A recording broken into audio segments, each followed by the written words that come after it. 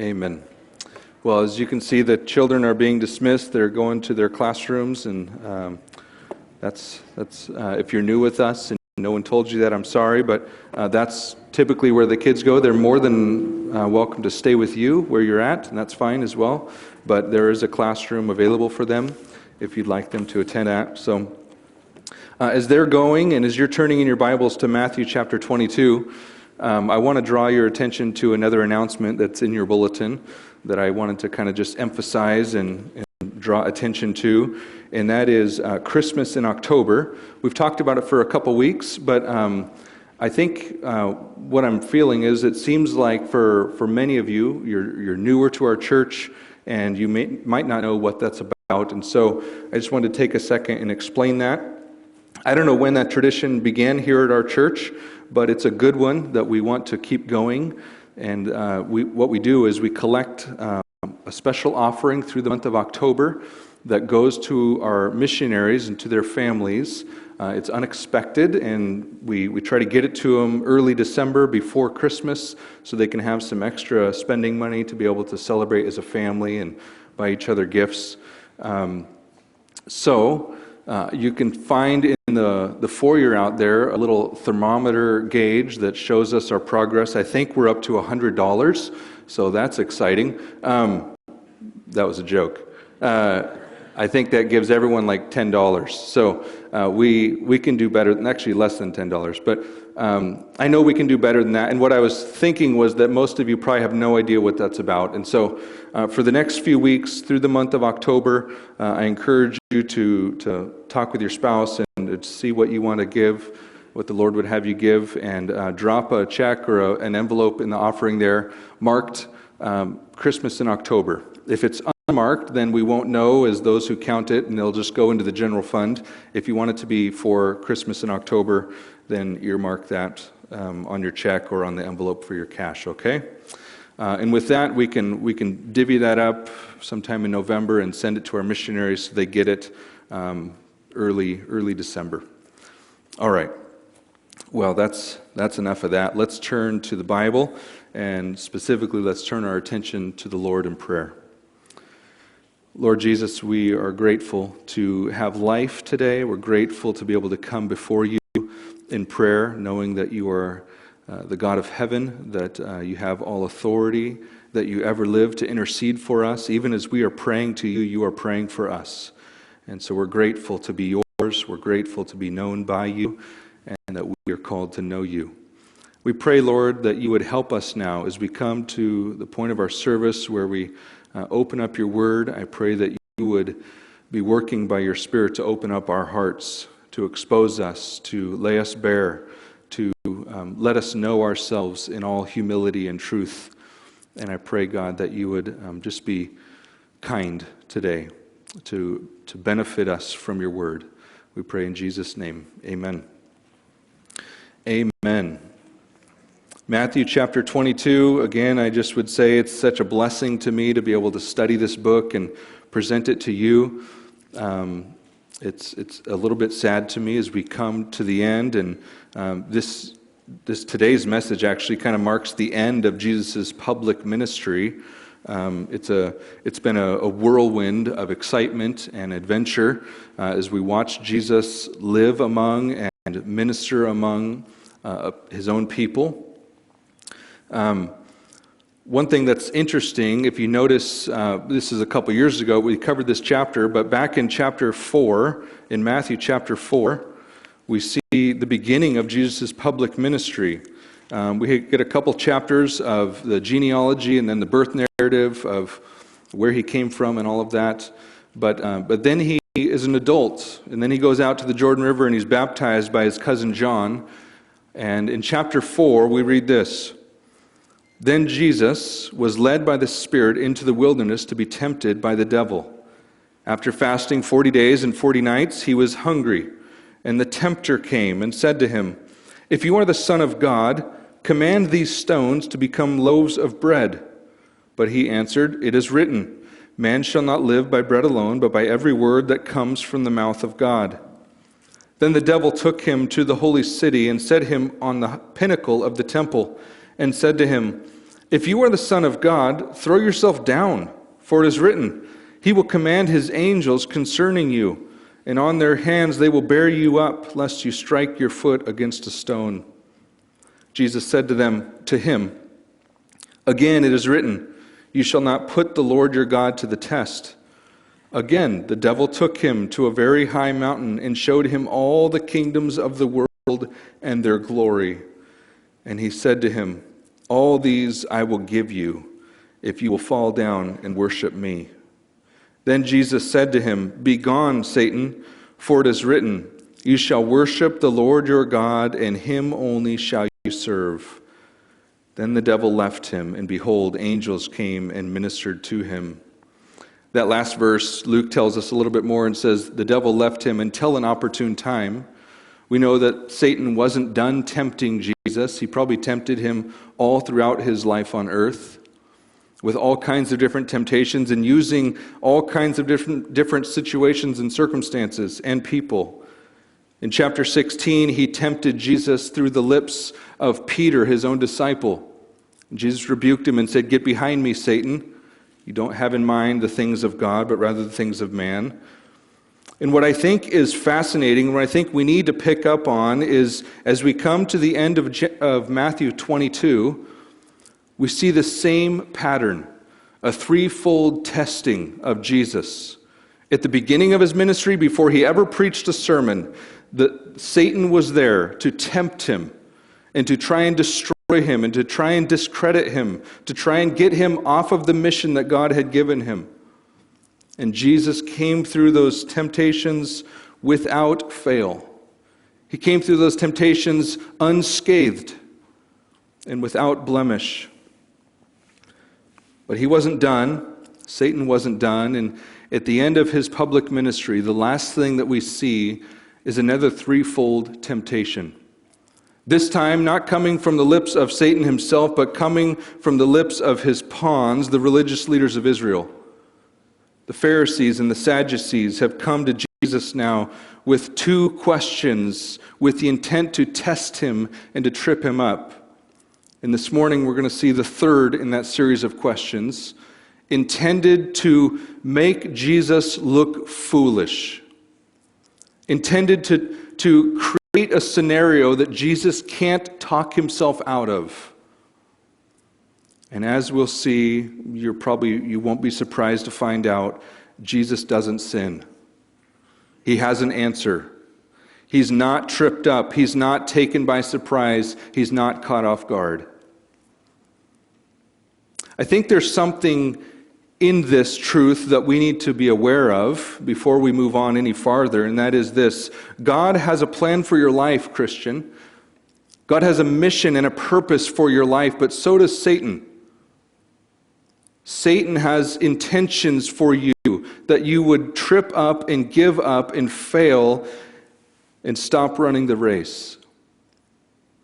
Don't be surprised, Peter says, when you undergo a fiery trial of many kinds, when you face difficulties and persecutions and pressures. Don't be surprised. But keep in mind, as Jesus says, if the world hates you, don't forget that it hated me first. Jesus was tempted all throughout his life. He was tempted with all kinds of pressures, with all kinds of situations that lesser men would have fallen in. And as we come to the end now, it's three and a half years of intense public pressure. No scandal, no sin, no careless word even. So let's read the text this morning, and we'll continue on. Verse 34. When the Pharisees heard that he had silenced the Sadducees, they gathered together, and one of them, a lawyer, asked him a question to test him. Teacher, which is the great commandment in the law? And he said to him, You shall love the Lord your God with all your heart and with all your soul and with all your mind. This is the great and first commandment, and a second is like it. You shall love your neighbor as yourself. On these two commandments depend all the law and the prophets. Now while the Pharisees were gathered together, Jesus asked them a question, saying, "What do you think about the Christ? Whose son is he?" They said to him, "The son of David." He said to them, "How is it then that David in the Spirit calls him Lord, saying, 'The Lord said to my Lord, sit at my right hand until I put your enemies under your feet'? If then David calls him Lord, how is he his son?" And no one was able to answer him a word. Nor from that day did anyone dare to ask him any more questions. This is not uncommon. Jesus being questioned by the religious leaders. They're always there, kind of on the fray, in the background, or sometimes like this, right at the center of the story. What's fascinating to me as I've studied through the book of Matthew now, and as I've just read the Bible on my own, is that these men, the most learned men in Israel, the ones who had given their lives to study the Scriptures, the ones who were most familiar with the prophecies about the Christ, the coming Messiah, it's amazing to me that they could be there in His midst and completely miss it. That they could be having a face-to-face conversation with the Messiah, the promised one from of old.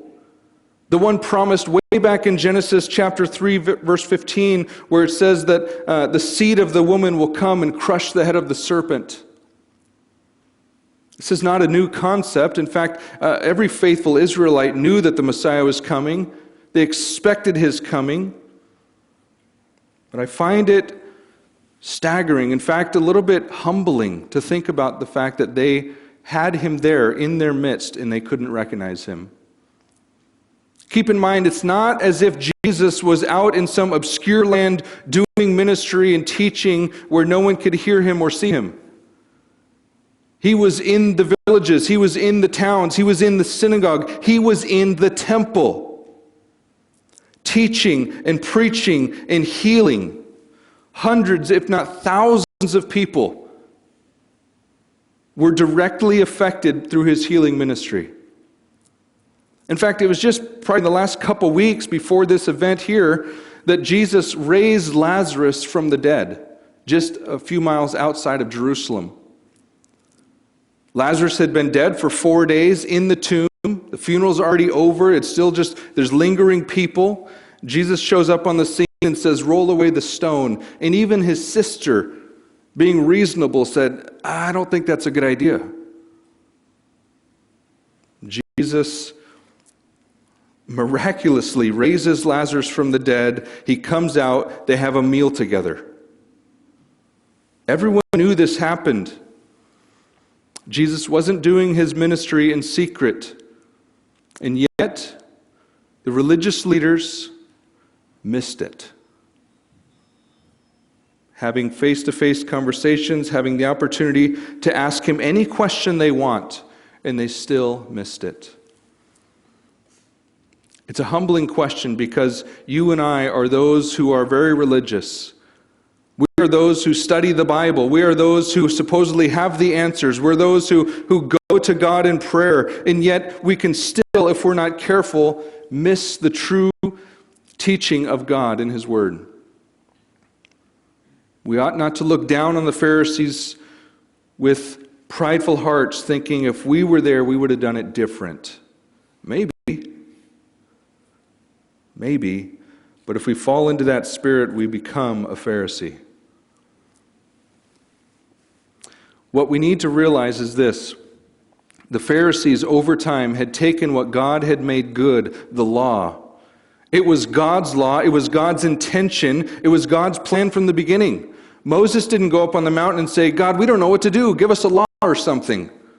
It wasn't Moses' plan, it was God's plan. He said, "Come up here, I have something for you. Take it to the people and teach them how to live before me." But they had taken that law and over time twisted it and distorted it and turned it on its head and made it into a system of works by which they could check things off and they could build their resume to impress an audience in heaven. They could use it to look down upon their neighbors and show their neighbors how great they were and how horrible their neighbor was.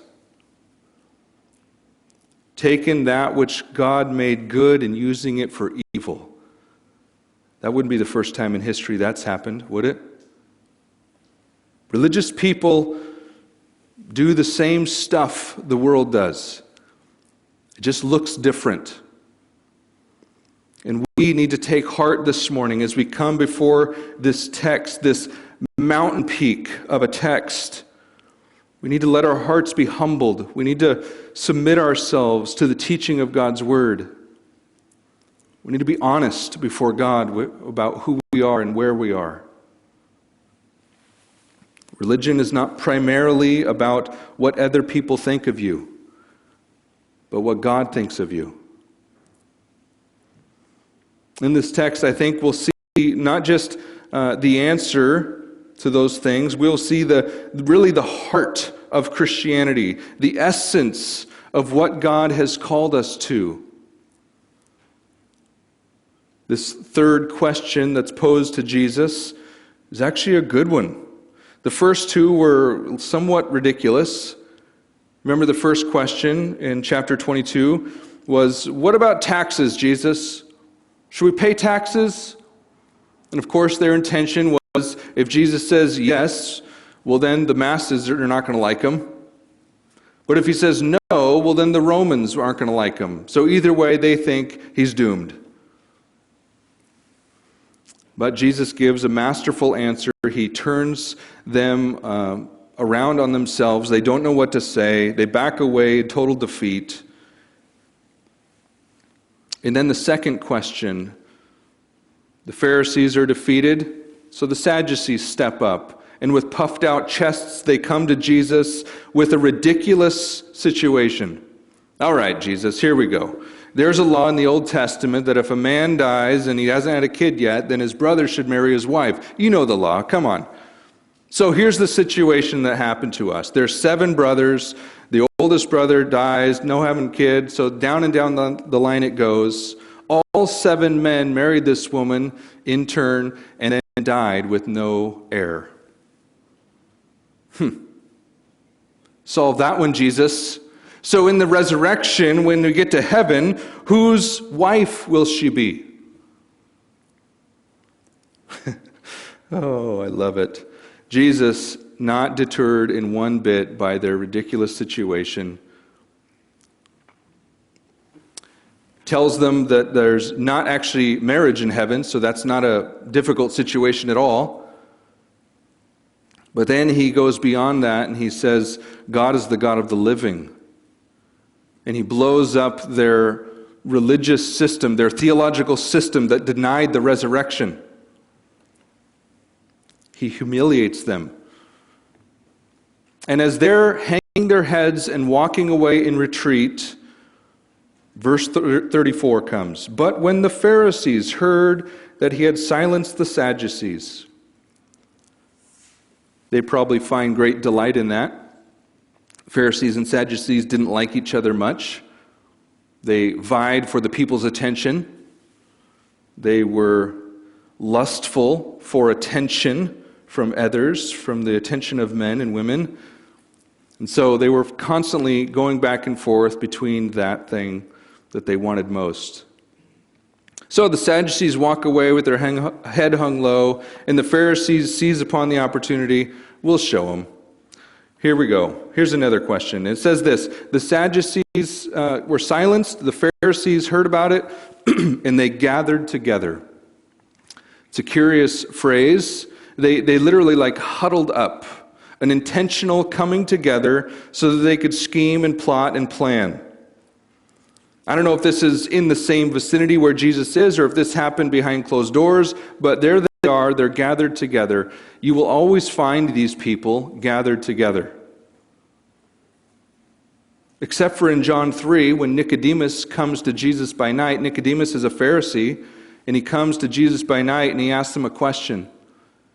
Jesus gives him that famous answer and that famous verse, God so loved the world that he gave his only Son.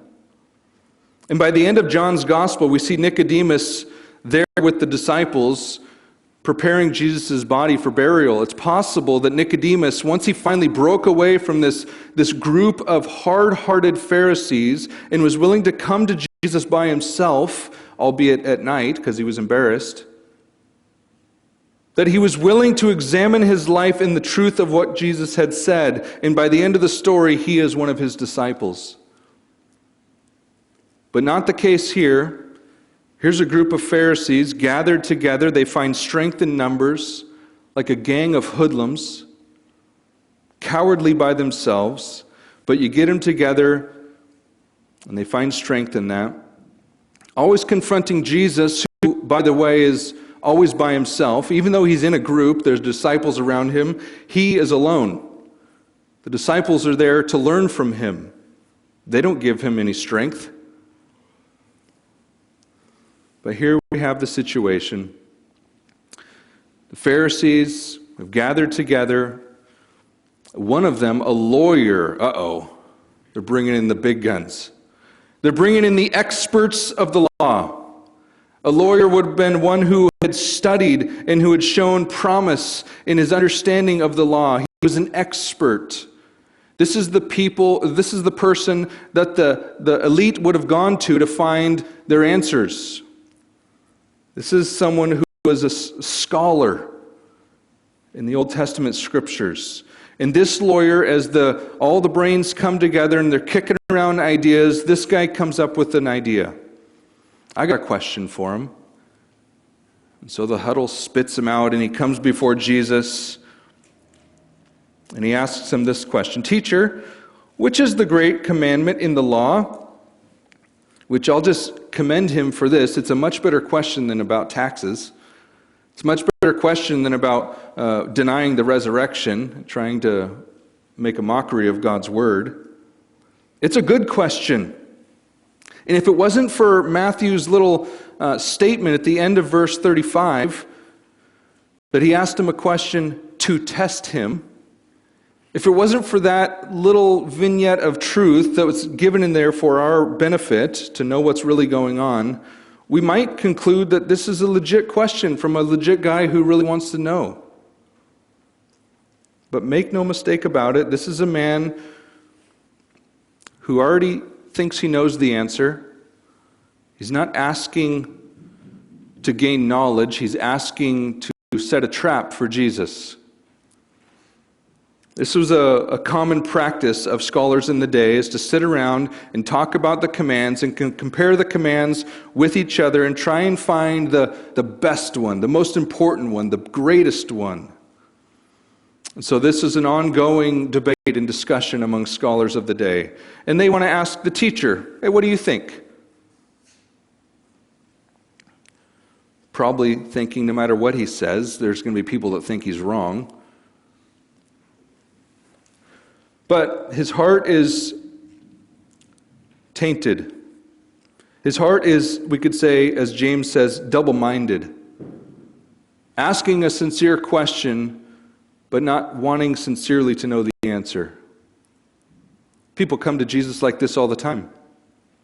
They come to Jesus all the time wanting to know what Jesus thinks about this, but in their heart they know what they want to do and they have no intention of giving it up.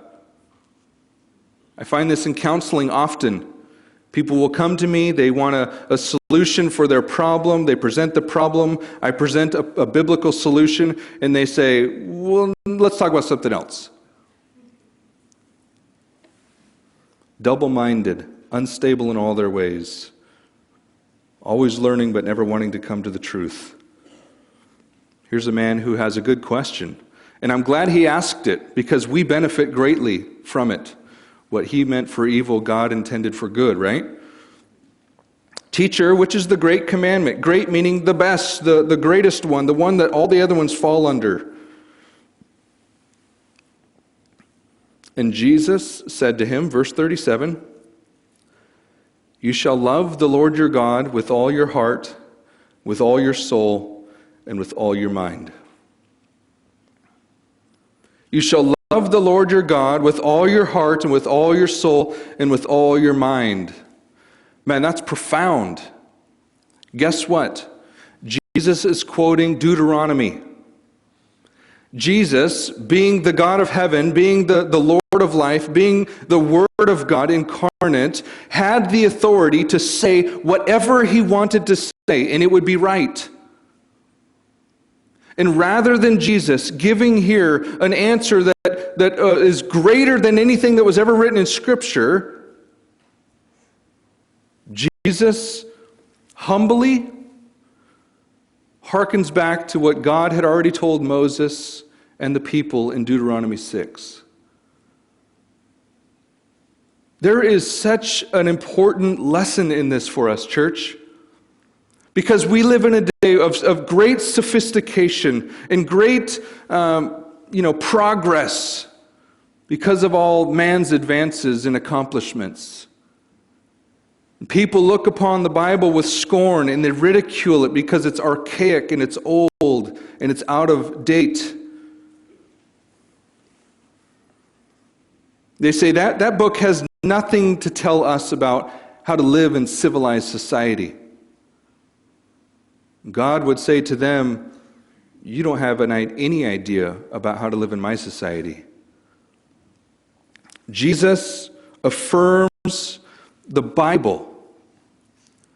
He goes back to Deuteronomy. He doesn't give them a New Testament, new revelation. There's a rebuke in this. Why is it that so many people want something new? Why is it that so many people long for something different? Because they're not satisfied with what they currently have. People are constantly longing and looking for something beyond what God has already given them, and it's true in the Bible as well. Oh, I've read the Bible. I know that. I've read that. What they want is a dream or a vision or a word from heaven. They want new understanding. They want new this. And Jesus would say to them plainly, read your Bible. Not sarcastically, but honestly. People expose all the time their lack of true faith in the Bible as the Word of God. Because they look at it and they say, okay, but what does secular psychology say? They look at the Bible and they say, okay, yeah, but what does science say? They'll look at the Bible and they'll be, okay, yeah, but what about this? Proving they don't genuinely believe it. It's not enough for them. They're not satisfied with what God has already said. But Jesus was. And his answer is profound in this regard. If it's enough for Jesus, it should be enough for us. Amen? But let's look at his answer. He said to them, you shall love the Lord your God. Love. Agape. Love the Lord your God. He doesn't say you should serve the Lord your God. He doesn't say you should submit to the Lord your God. He doesn't say you should give to the Lord your God. He says you should love him.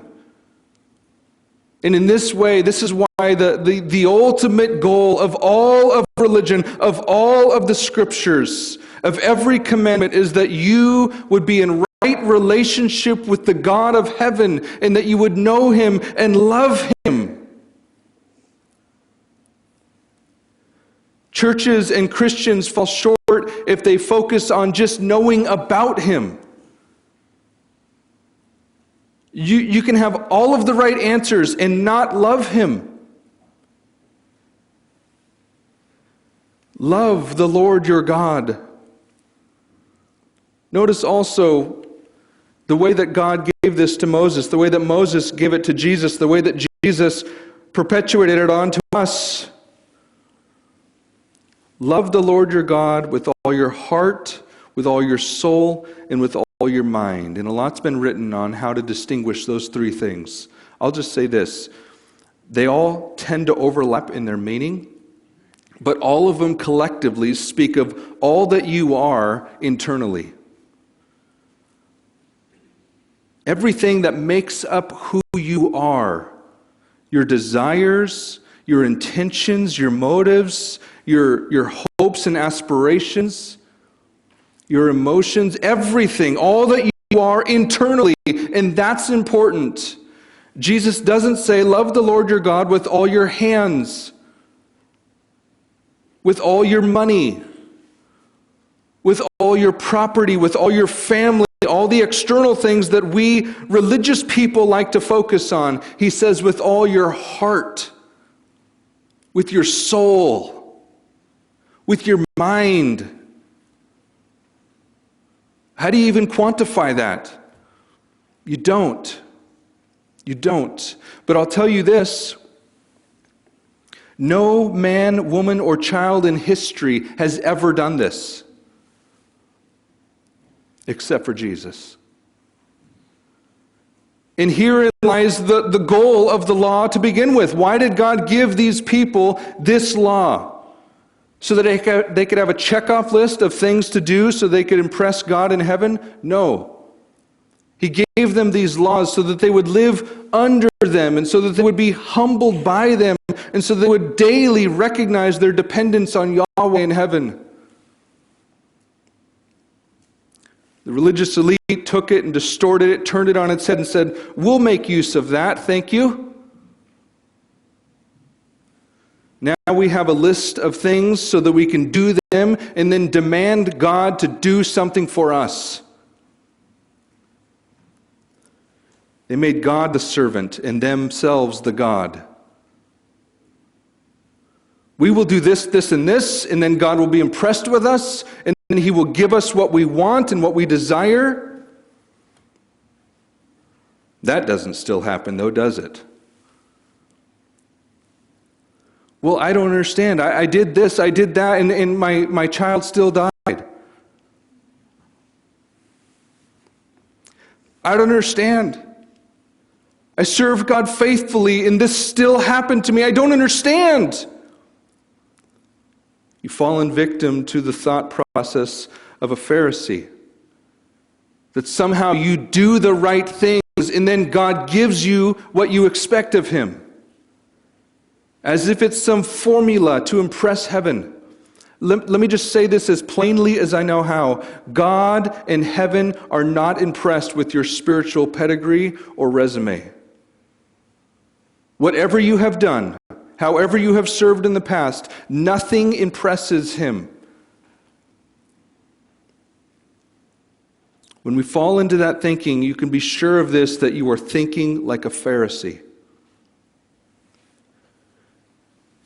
And you're in danger of completely abandoning the faith.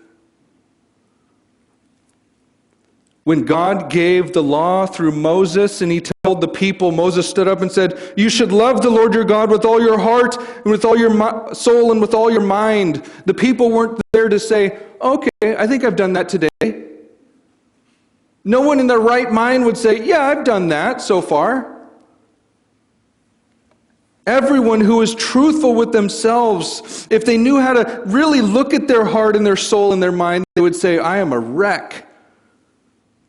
I'm all kinds of messed up. My life is out of alignment, like a car that's out of alignment. You're driving down the road and it just constantly wants to veer off. As the song said that we just sang, prone to wander, Lord, I feel it, prone to leave the God I love. Is that not true? We're broken internally.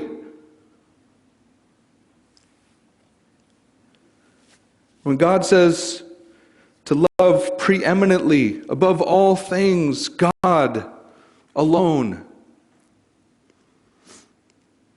no one in their right mind could treat that as a checklist. But the Pharisees had. And many Pharisees still do. So this is the great commandment. This is the first commandment, Jesus says in verse 38. The great, the first, the preeminent one, that you are to love God more than your grandkids, more than your children, more than your spouse, more than your own life. I find it fascinating to just listen to people talk. because inevitably they expose what's in their heart and soul and mind. People talk and they become way more excited about their favorite sports team, about their grandkids, about hunting, about whatever. The list goes on and on and on. They become way more animated about earthly things than about Christ in heaven.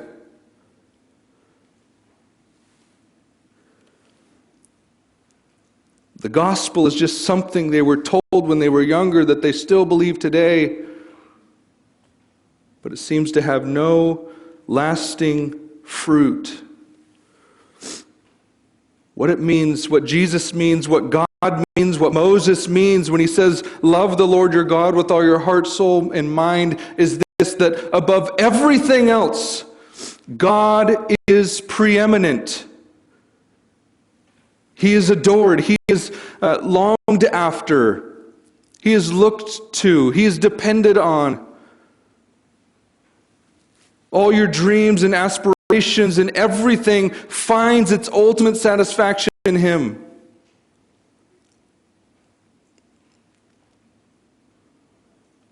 I love that it's a positive command and not a negative one. There are many negative commands in Scripture, and they're equally as valid. But when Jesus was asked, which one's the greatest? He doesn't say, don't make idols, which is a good command. I still recommend it. Don't worship idols.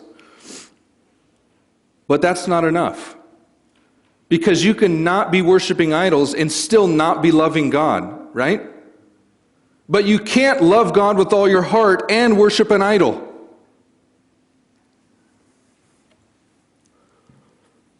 So on the positive side, you want a life goal for 2022? Love God above everything else. Above your job, above your life, above your family, your house, your garden, your favorite whatever. And then Jesus gives them a little extra credit, a question they didn't ask, but he's intended to answer it anyways. This is the great and first commandment. The second is like it. The man is already totally probably silenced, but Jesus goes on and gives him a second one. Second is like it, you shall love your neighbor as yourself. Well, that one's easy, right? I mean, loving God, that's hard because we're sinful, but loving our neighbors, ourselves, I mean, that's no problem. Said no one ever. In some ways, this one's more obvious. It's more obvious that you can't do this. It's more obvious that you don't do this. Because your neighbor's there to bug you. Your neighbor's there to encroach upon your property line. Your neighbor's there to take what's not theirs. God's invisible in heaven. And we can pretend all day that we love Him. We can sing loudly. But God knows. John picks up on this concept and says, if you hate your brother, you don't love God. If you hate your brother who is seen, you don't love God who is unseen.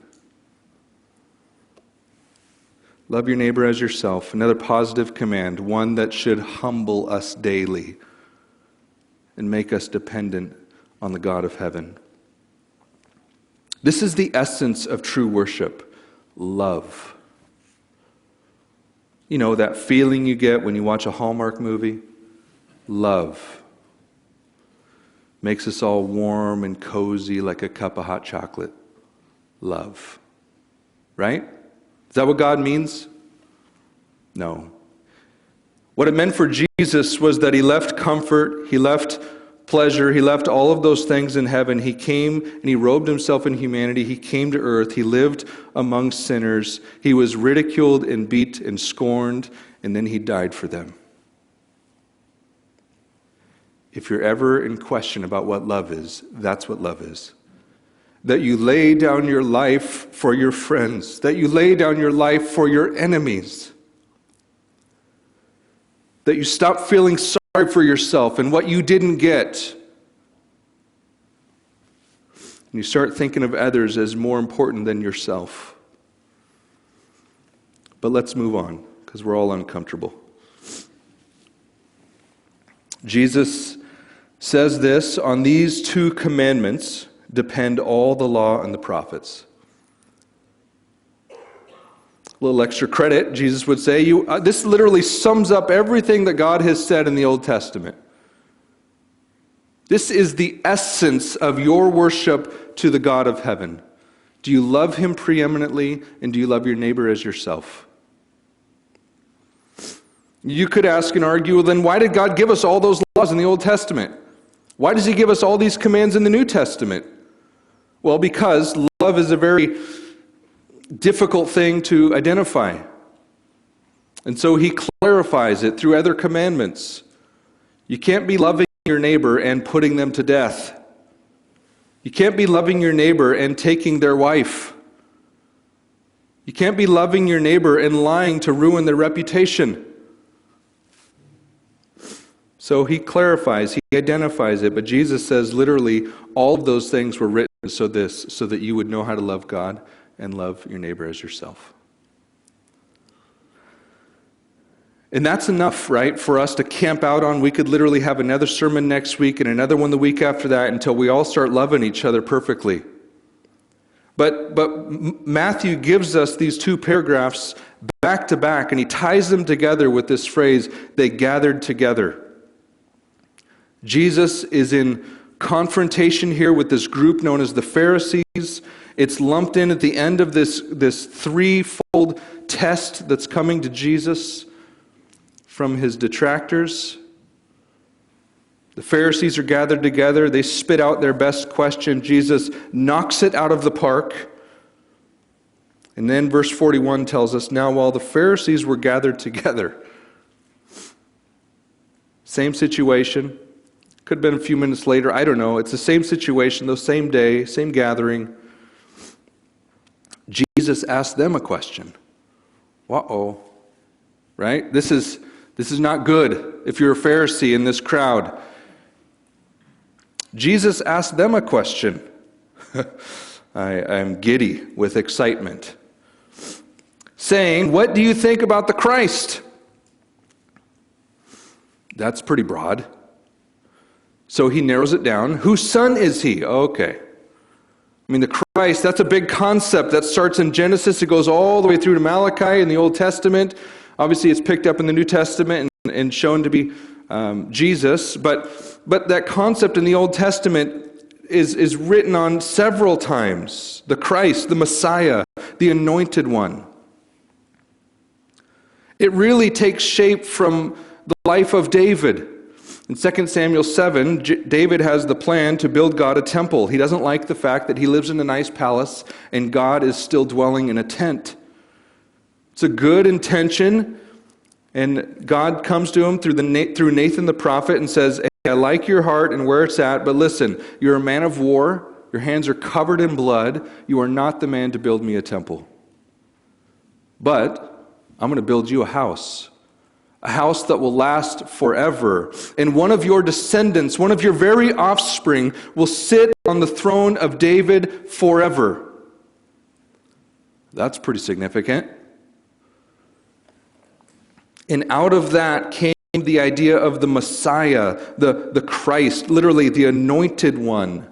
As David was anointed with the oil from Samuel the priest, or the prophet, who functioned as a priest. As David was anointed, literally smeared with the oil on his head to become king, so too this chosen one of God would be anointed by God. So, when Jesus says, what do you think about the Christ? Well, they got lots of things they can think about. They've got lots of scriptures they could pull from. Well, let's talk about this one, or this one, or this one. And then he narrows down the question, whose son is he? And now this, you just need to understand, this is like Sunday School 101. This is like the 3 and 4-year-olds class. It's either Moses or Jesus, right? This is so obvious to them that if I was them, I'd be nervous. This seems too easy. Whose son is he, is the Christ? They said to him, Proudly, and without hesitation probably, the Son of David. I mean, obviously, David's son, the Christ, the anointed one.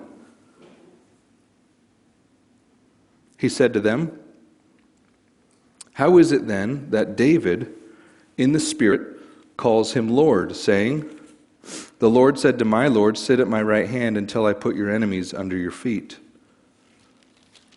Oh. Well, that's a harder question. Let's turn back to Psalm 110. This is the most quoted psalm in the New Testament. It is so theologically rich. David is writing it. David is not writing about himself, though. And we learn some things from Jesus here and how he studies his Bible that need to be a part of our lives and how we study the Bible. It literally gives us the framework for how we understand Scripture. In Matthew, Jesus says to them, stay in Psalms, Psalm 11. In Matthew, though, Jesus says, "What do you think of the Christ? Whose son is he?" They said, "David." He said to them, "How is it then that David, in the Spirit, calls him Lord?" So let's look at Psalm 110 and consider Jesus' question. Psalm 110 begins as this, a psalm of David. You see those words there? Those are Scripture. Those are part of the Bible. The words above that, mine say, "Sit at my right hand," in big, bold, dark letters. That is not Scripture. That's a chapter heading that some scholar added in later, as they were adding the chapters of the Bible, probably, so that you can find things quickly and so that you can identify, here's essentially what this next chapter is about. They're helpful, but they're not Scripture. They're not inspired. They're sometimes wrong. But the superscription above the psalm itself is part of Scripture. You'll find it in the Hebrew Bible. A psalm of David. It's inspired. It tells us information that is necessary for us to understand the psalm that follows. Even today, many scholars, many Christian scholars who say they believe in Jesus, who say they believe the Bible, all those things, will say in their commentaries and in their writings that Psalm 110 was not written by David. They'll say it was written in 160-ish BC. They'll say that it was written by someone who was speaking on behalf of David. But Jesus said, matter-of-factly, he said without any sense of question, "How is it then that David in the Spirit calls him Lord?" If you're going to be a student of the Bible, you have to just take the Bible at face value. Don't go through all this effort to try and undo the Bible so that you can reshape it into your own imagination. Take it as it was written and force your life around it. Don't force the Scriptures to fit into your life. David wrote it. Jesus didn't have a problem with that. I don't have a problem with that. Let's move on. Here's what David said. And how did he say it? He said it in the Spirit. What Jesus is affirming here is that although David is the human author, the Spirit is the divine author, and he is inspiring the very words that end up on page. So that it's David's personality, but it's the Spirit's words. I don't know fully how that plays out. I don't need to know. I just affirm both truths. It's a psalm of David, and it's a psalm of the Spirit. Jesus seemed to be okay with that. I'm okay with that. I don't need to undo what God has made clear. The quote itself is absolutely staggering. The Lord, Yahweh, you'll see there in all capital letters, Yahweh, that's the covenant name for God in the Old Testament. It was to distinguish him among all the other so-called gods in the land and in the region. This is Yahweh, the one true living God, the I Am. The God of Abraham, Isaac, and Jacob. Yahweh says to my Lord. If David is writing, he's the my. Who's the Lord? The Lord is someone greater. The greater person doesn't call the lesser person Lord. It's the other way around. So David is calling someone Lord, and he's speaking prophetically about the son, the offspring, who would eventually come and sit on his throne forever. God in heaven, the Lord of heaven, Yahweh, says to my Lord, sit at my right hand until I make your enemies your footstool. That creates a dilemma for these Pharisees. They've just said that the Messiah is the son of David. It's a true statement. It's a good answer. It's just incomplete. And Jesus points that out. How is it then? David in the Spirit calls him Lord. Verse 45. If then David calls him Lord, how is he his son? Uh-oh. Jesus exposed their lack of understanding. The Pharisees had made a great life out of taking the Word of God and distorting it for their own benefit, but they had rejected salvation because of it. They had risen to the top of the Ponzi scheme of man's religion, and they were well respected by all the people, but not heaven. And their unbelief is exposed right here when Jesus says he certainly is the son of David, but he's got to be more than that because David calls him Lord.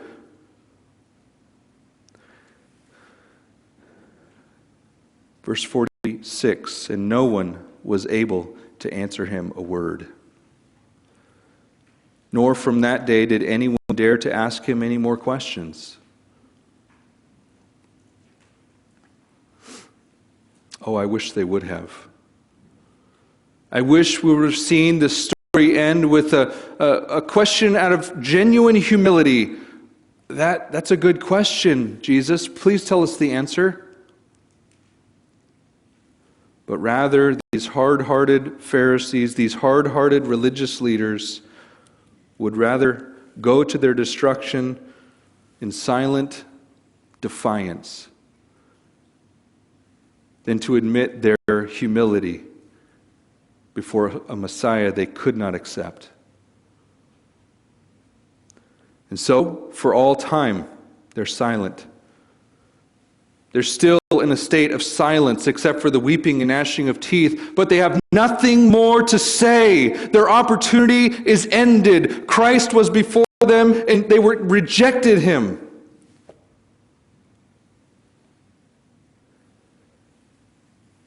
And we're left with silence. Prideful, arrogant, boastful, defiant silence. Their hearts seething with rage and anger, which would ultimately come to the fruition of Jesus on a cross. But no repentance, not a shred of humility. They've just been bested twice in a row, and they cannot admit it. I wonder, church, if you struggle at times with this heart of a Pharisee. I wonder if this heart wells up in you at times as the truth comes and confronts you, and rather than accepting it and submitting it to it, we back away in defiance. We know it's true. You know it's right. But I'm not going to give in to that.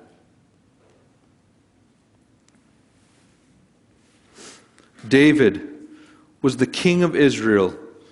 He was the great king of Israel, the man who was a man after God's own heart, the man who God blessed so uniquely. And he had the humility to look forward down through time with the eyes of prophecy and to say that my future son who's going to sit on my throne is greater than I, far greater than I, and I will submit to him. I hope you can do the same. I hope you will do the same. As we close close our time here, I just want to point out one more thing, and that is this. As Matthew presents this story to us, obviously it's a true story, it's a real story, but as he's laid out the certain information that he's decided to lay out, we see him start with Jesus' ministry. Before he ever says a word publicly in the Spirit, he's tempted by the devil. He overcomes the temptation. He comes out unscathed, unharmed, unblemished.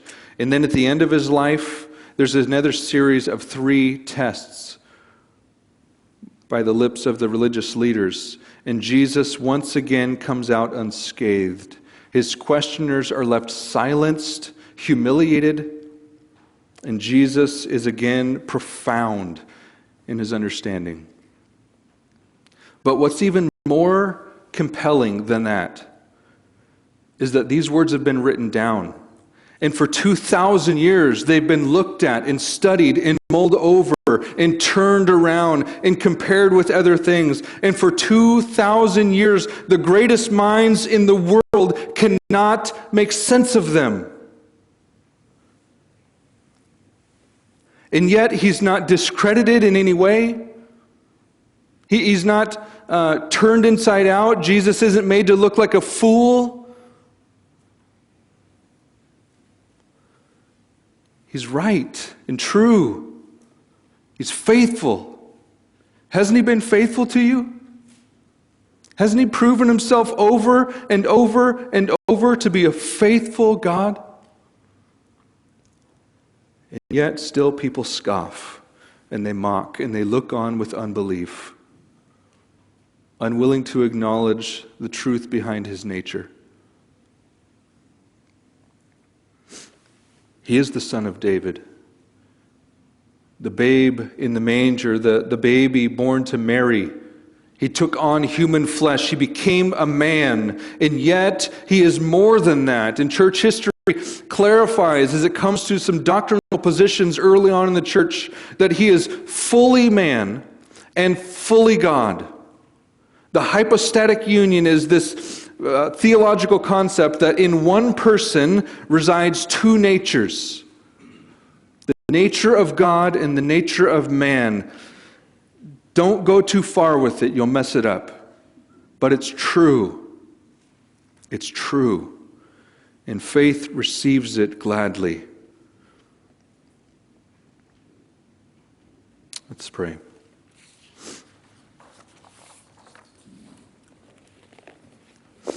Lord, this is weighty stuff.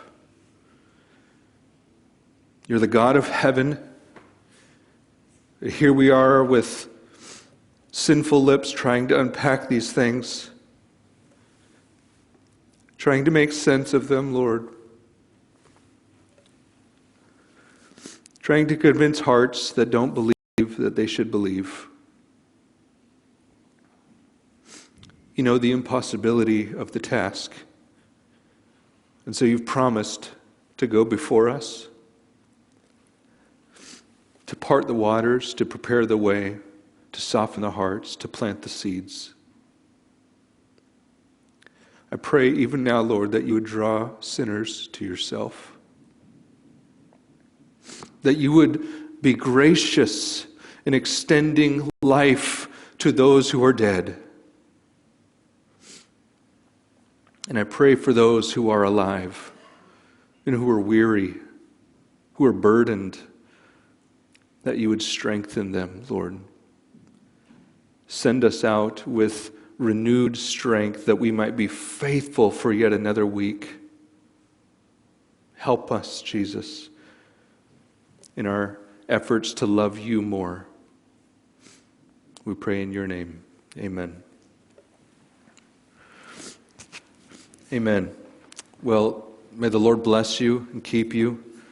May he give you more love for himself. Amen.